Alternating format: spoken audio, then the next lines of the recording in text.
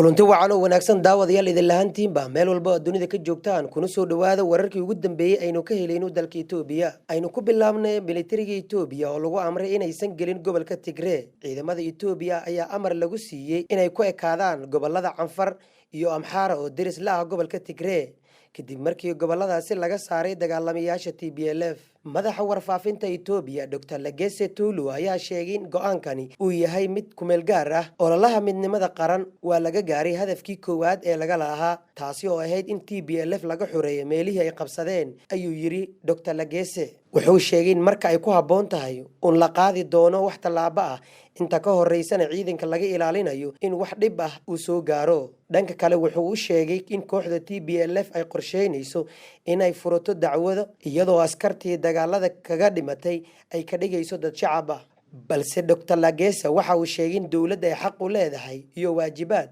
in ay gasho gobolka Tigree xilli walba si ay u gudato waajibaadkeeda ka saarin ilaalinta qarannimada dalkeeda toddobaadkii hore wasiir ku-xigeenka arrimaha dibadda Itoobiya Ridwaan Xuseen ayaa u sheegay diblomaasiyiin shisheeye oo Addis Ababa kula kulmay in Itoobiya aysan wax dan ah oo weyn ay ka lahayn in TPLF ay ka daba tagaan gobolka Tigree waxa kale oo uu sheegay in dawladda ay xaqiijin doonto in TPLF aysan dib u soo qaadin weerar dambe iyadoo dawladda ay dhowri doonto xuquuqda aadanaha dagaalkan oo socday wax ka badan muddo sanad ah ayaa geystay khasaare culus oo bini'aadanimo TPLF ayaa sheegtay in ay isaga baxday deegaanadii kale ee ay ka qabsatay gobolada kale dawladda federaalka Soomaaliya ayaa xirtay terminalka Mafcon ee garoonka diyaaradaha aadan cadde kaasi oo ay adeegsan jireen qaramada midoobay Amison iyo safaaradaha reer galbeedka warqad ka soo baxday maareeye ku-xigeenka garoonka aadan cadde Caydaruus Axmed Kaahiye ayaa lagu sheegay in go'aankani la qaatay kadib markii amar ka soo baxay wasaaradda arrimaha dibadda ee Soomaaliya duulimaadyada Amison qaramada midoobay safaaradaha reer galbeedka ayaa lagu wargeliyay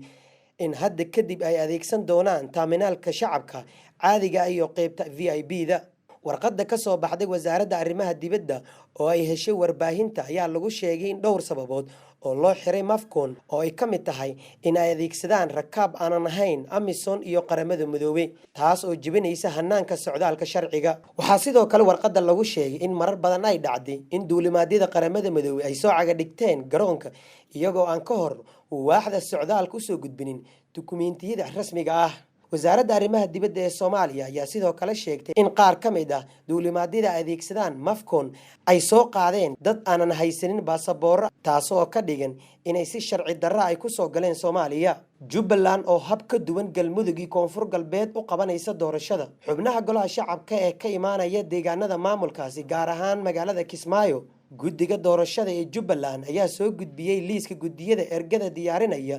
waxayna isugu jiraan odayo dhaqameedyo iyo bulshada rayidka ah guddiga hirgelinta doorashooyinka heer dawlad goboleed ee Jubbaland Said waxay halkaani ku soo gudbinayaan guddiyada xulista ergooyinka kuraasta 6 ah ee la shaaciyay 23 bishaani kuwaasi oo kamid ah 43 kursi